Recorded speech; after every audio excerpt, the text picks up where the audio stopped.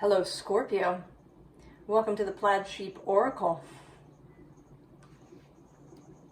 For this round of readings, I've been pulling a card from the archeo, which is a deck of archetypes, but they're not in the usual list.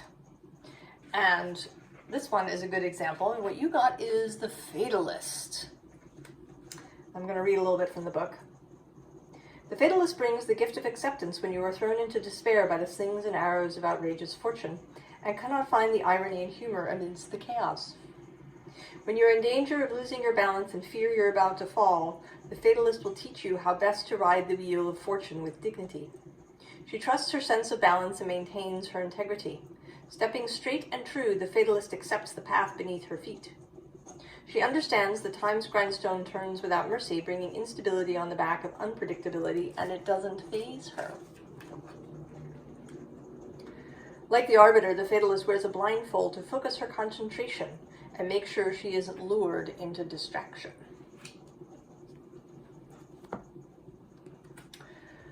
Oh, Scorpio. Something is about to happen for you in like some major way. So I have the sense that you are now, as you watch this reading, in some sort of chaos. Now it might be, it might not be big chaos. It might be little chaos. But you are definitely not feeling stable, really, or like you know where you're going or what's going on. Perhaps there's been, right, like some challenges, some frustrations that have been happening. But if you can do this, if you can pull yourself out of a despairing place,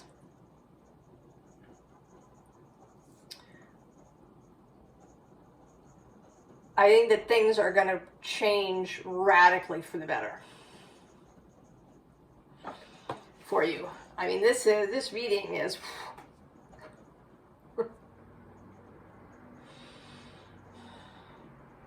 I mean, first of all, the four cards that are on the top that I see as the visible underlying, I think that maybe they're not visible to you. Maybe part of the problem is that you are so mired in something that you don't see even what is the visible underlying. Never mind the hidden underlying.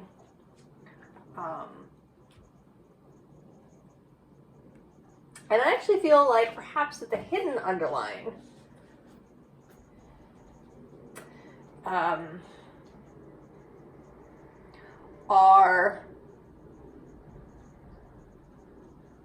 like extra skills. I feel like the visible underlying is kind of the universe moving, because they are all kind of major arcana energy. So we start with the Fool. And this particular Fool, who, right, it's not the usual kind of youthful image. This is a full-grown person, actually. A full-grown person.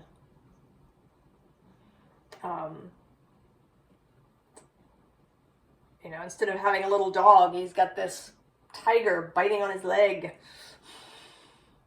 This is a powerful Fool.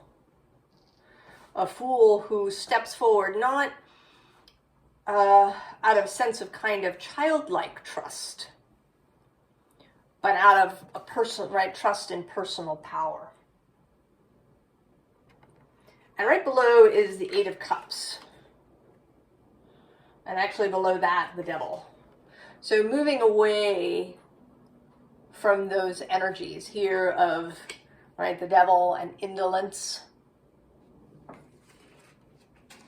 Perhaps apathy. Maybe you've been feeling uninspired, or maybe there have been actual like stuff that happens,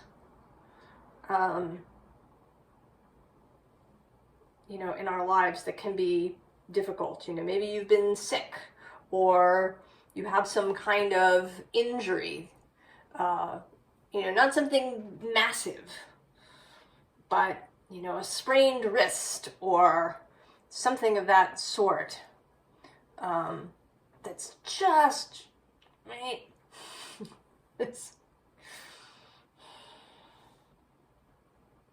Now, the bottom of this deck is the Prince of Swords, which I think is your ability to kind of cut through some of that. You know, maybe to cut through these lines, actually, right? If you've been getting led by some thoughts or some circumstances that have been taking you into a nasty mental space, I feel like you have the capability to cut those lines, cut those thoughts free from yourself.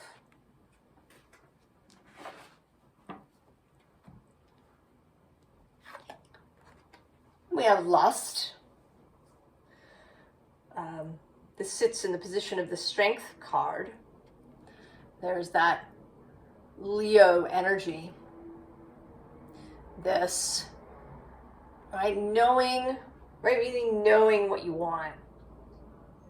Really seeing it, really feeling it in your full body, what it is that you want, what it is that you desire, and allowing that desire to really, like, take you over.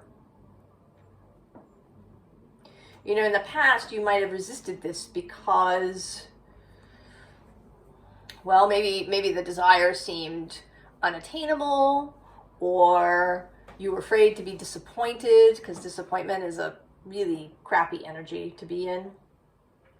Or, you know, it was something that seemed unseemly, or like you shouldn't want it.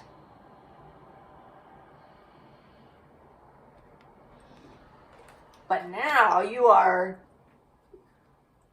when you make this shift, and I want to say that you're on the cusp of this. And this may all be related currently, as I'm reading this, to Pluto's entry into Aquarius. Now that was a little while ago. He's been there for a bit now. Today, actually, as I record this, though not as it comes out, it'll come out tomorrow. Mercury met Pluto this morning.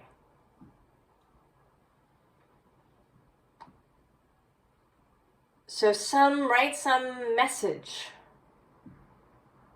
was traded, right? I think Mercury delivered a message of something seen during his most recent retrograde, perhaps.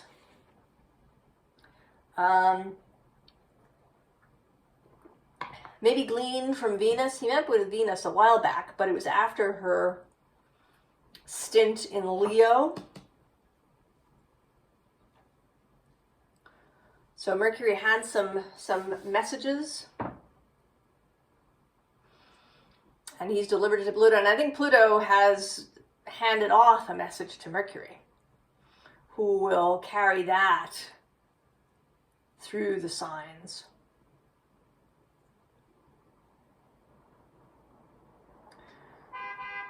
And this entry of Pluto, one of your planets, Mars and Pluto are your planets. And Mars actually will meet up with Pluto, I think later this month.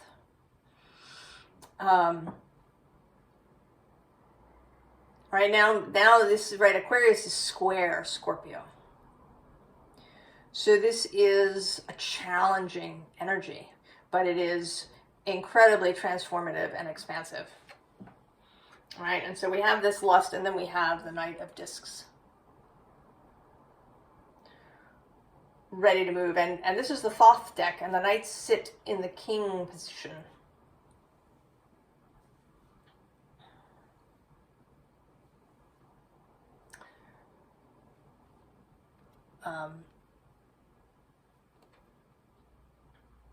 This is Taurus energy. Absolute dedication to the earthly life, I want to say. There is something here about a kind of, right, this is not a spiritual sort of reading, even though, I mean, that does run through it. But there is a lot of earth here. Earth and fire. Actually, as I look around, there's really only 2 water cards that show up. And one of them is the water element, but kind of a different sort of energy.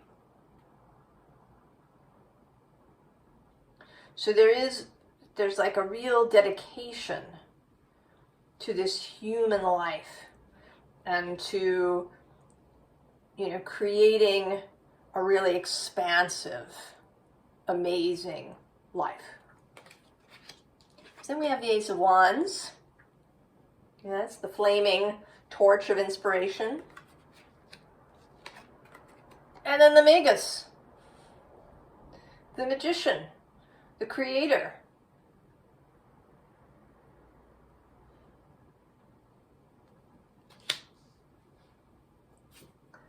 The next openly underlying is the starfish. Certainly like the star.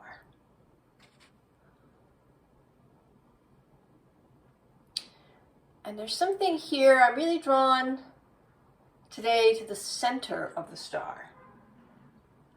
That there's some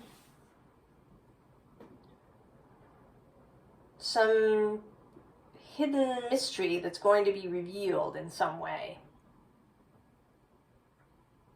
I mean, maybe it is about desire. This is the star, which can, right, is the star that you follow. It's also, right, the pentagram that exists inside the pentacle. And right below that is another card of yours, the vulture, and then the devil again. This is devil number 2. And we're not done with him. So here we have, right before we had the 8 of Cups moving away, right? The Fool moving away from the 8 of Cups, moving away from the devil, and here we have the vulture. Right? A being who does this fantastic job of converting rotting flesh into more life. There's a kind of alchemy in that. And I think that with the star here, that you're really going to see how to do that. How to really,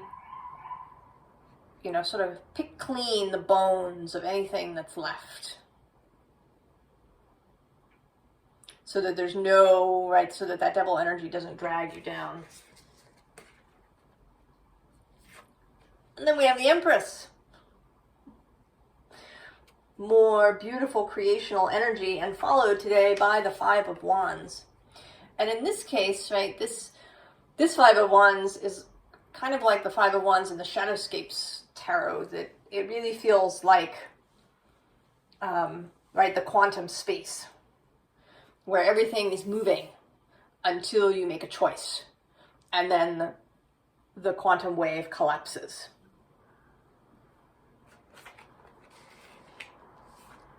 And then we have the butterfly, symbol of transformation and metamorphosis,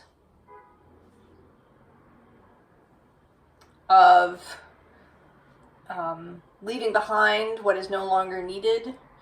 You know, when a butterfly is in its chrysalis phase, and actually, did you know that the chrysalis is not the object, the chrysalis is the phase? Who knew? When the butterfly is in its last phase, in that chrysalis phase, the wings already exist inside the caterpillar. Right? The chrysalis phase allows these wings to grow to completion, to leave behind and consume anything, right, like the vulture, that is no longer needed. Right? Those things become food and fuel for the transformation. And then we have, if that's not enough, the 10 and the Ace of Pentacles. So there is a completion and then immediately a new beginning. And I sort of see, particularly with these, right, with these cards, this cycle, right, that exists of completion and beginning. And that sometimes that, right, that edge can be blurred. You know, people often say that Aries is the first sign and Pisces the last. But the zodiac is a circle. It doesn't really have a beginning and an end. So is Aries the first sign? I don't know.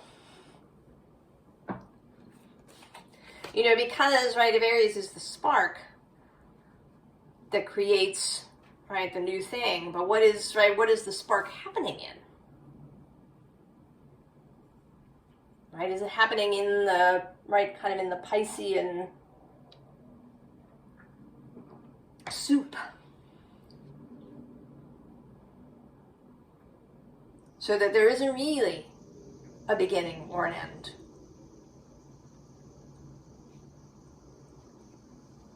And so we get the High Priestess. And yes, devil number 3. And this time, a little closer to the surface, there's no intervening card. And I think that this devil is the possibilities, right? The devil as the symbol of all things earthly. All right, devil as a symbol of Capricorn, everything in the physical world.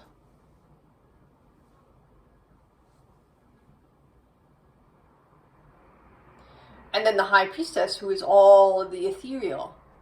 So it is the combining of this High Priestess energy with this earthy devil energy. Oh, I didn't talk about the bottom of this deck. It's the Crow. Mystical, magical, psychic, all of those things. Right? All those skills that are available.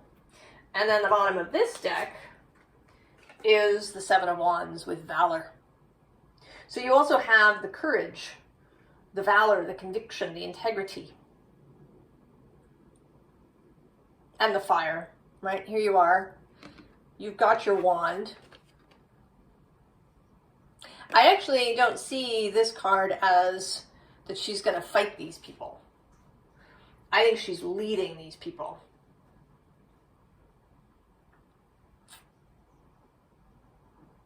And that may not be literal. You may not, you may not be a leader in that way. You may just be leading your own life. Or leading your family, perhaps.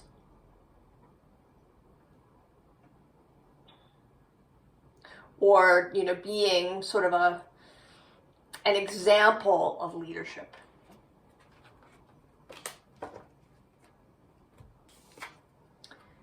And then we have the Moon.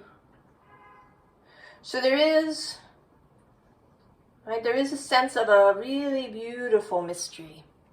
This is such a lovely moon card. There's no sense to me here of, right, of delusion or of feeling lost. You know, this is just seeing by moonlight. The ability is to look at things in a moonlit way.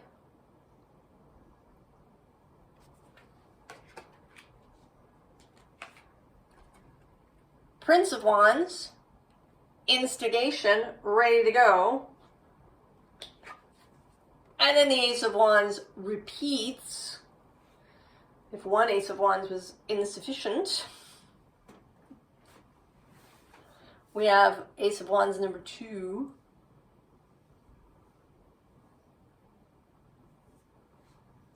Right, an enormous amount of energy and inspiration to create something new. Even though initially it is unseen, perhaps, right, or unseen with this moon, that there may be a period of time when, right, when this action will be necessary, when the ability to move forward without any sort of plan or confirmation of any kind. And believe me, I know that's a bugger. It is to have to trust in that way. We don't really learn that in our lives. And then there's this Hermit.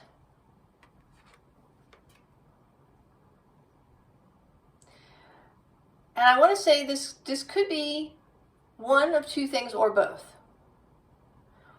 This may be your soul, your wider self, who is, right, who is calling to you.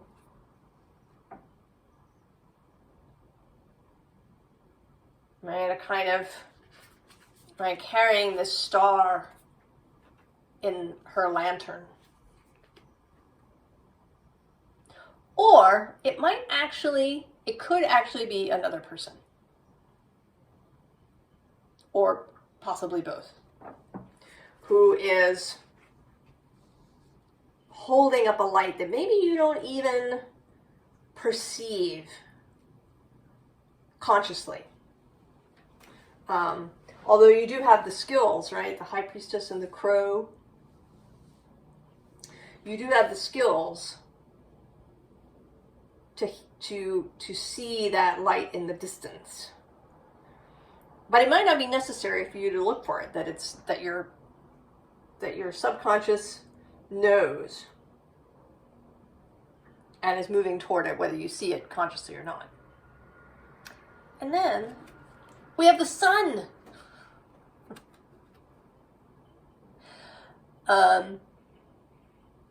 Right? This union of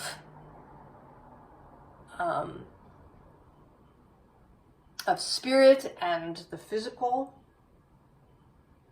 of your wider self and your human incarnation. Below this card we have Imagine. And actually below that we have the Nine of Wands.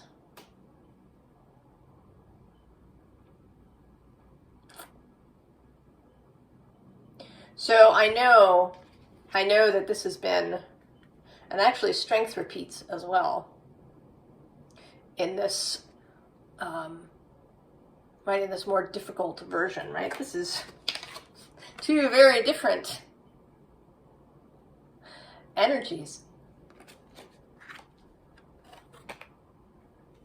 And actually, I'm going to go one more. There's this Kingdom of Old. Oh yeah, and the Caged Bird. So, all right, there's all of this stuff you've passed through, but you're through it. Or if you haven't quite, like, made it through this gate, you're almost there. You're almost there, Scorpio, if you haven't actually stepped through. And your imagination, right, relying on your imagination, on imagining, is a way to help yourself through those last few steps. The bottom of this deck is the third Ace of Wands.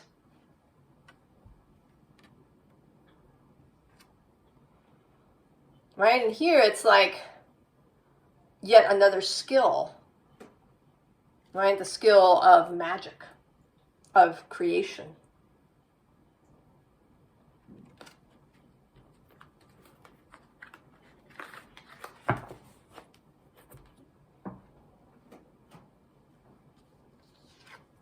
So what we see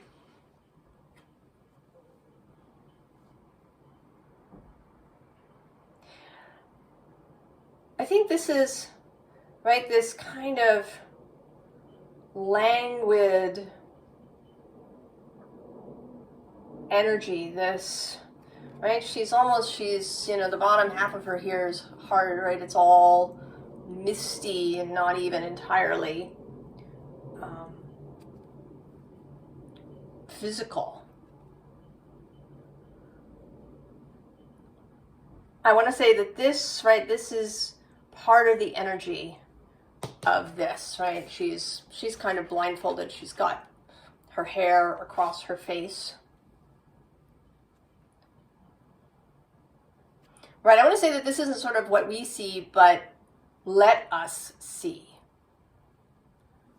Right? Allow your wider self to steer the boat.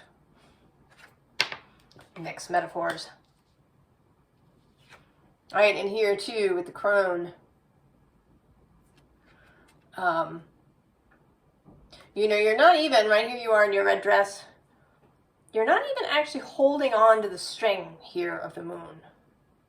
You've released it knowing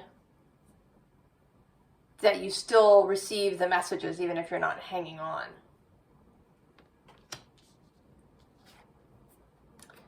And then this procession, which is right, like an exuberant, exalted, free energy.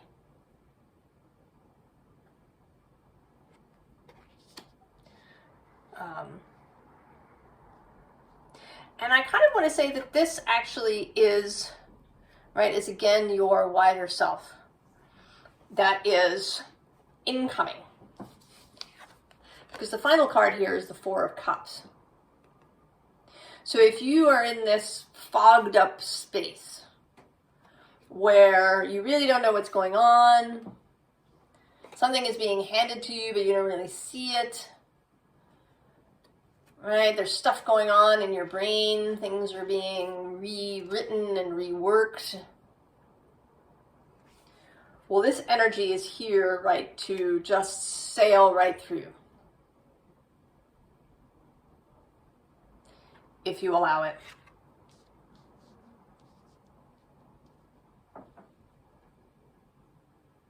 Scorpio. I mean, that is 1, 2, 3, 4 aces, 3 of them wands.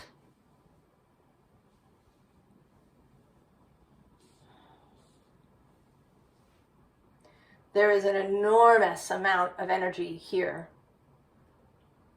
that is just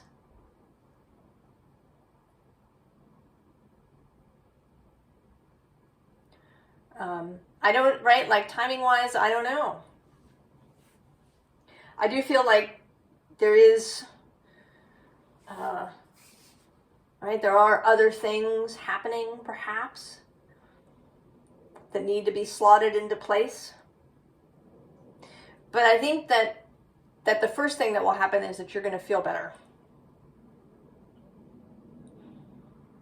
That you're going to see the possibility of this wand where maybe you didn't previously.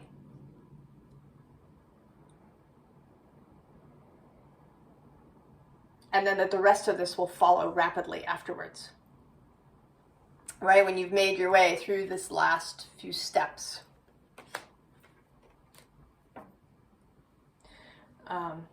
And of course, time being what it is, it could have something to do with, right, it could have something to do with Pluto's entry into Aquarius. He's there till September, then he dips back into Capricorn, less than half a degree for 3 months, and then come the end of November, he is fully in Aquarius for good. That could have something to do with the timing, or not. Just throwing it out there, piece of information. But I think that this, right, this feeling better, this being able to see these aces is going to happen really soon. Advice. First we have, right, the red garden. Right, being in the garden. Having a garden flower frame of mind. Right, so if you are here, we have this keys on trees. If you're here, right, you're going to find the key more easily in this red garden frame of mind. And actually right below it is the perfect key. Right, bird, bird. The bottom of this deck is under my umbrella. So you are minding your own life.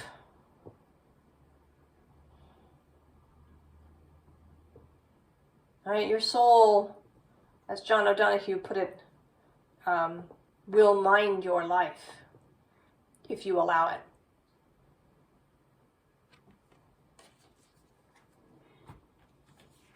And we have the house of flowers. So bring the flowers everywhere you go. In the house, in the job, wherever it is, right? Take the garden with you wherever you go. So that is the first piece, right, of advice. As much as you can.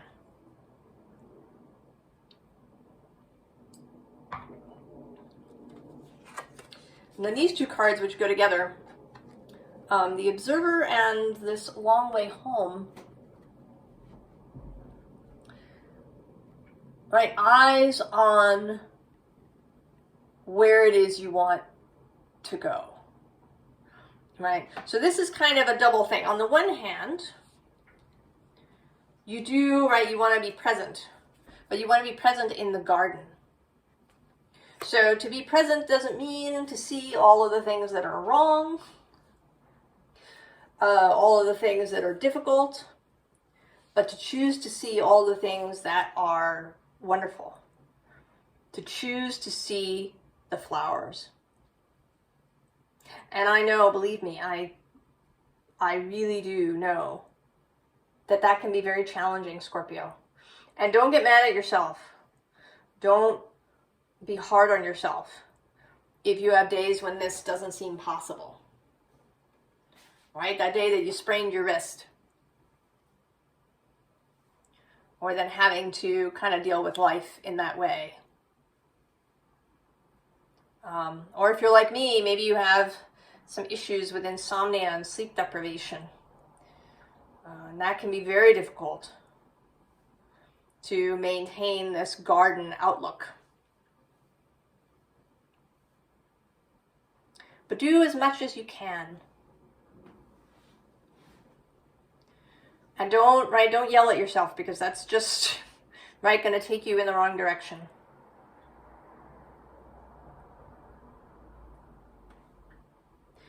And at the same time, keep that imagination going. Look forward. Right? Create things in your mind that you are looking forward to. That are beautiful to see. You know, she's got all of these, right? They look like dandelion seeds kind of happening. So I feel like she's in this wish space when she looks forward. So you do want to be here now, right? Not forever in another place. But when you're not here, look forward and look forward to what you want to see.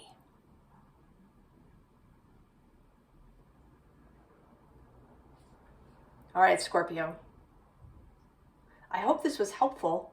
I hope that if you are right in that place of not quite getting out of this battlefield, that this will be helpful to you, encouraging, hopeful.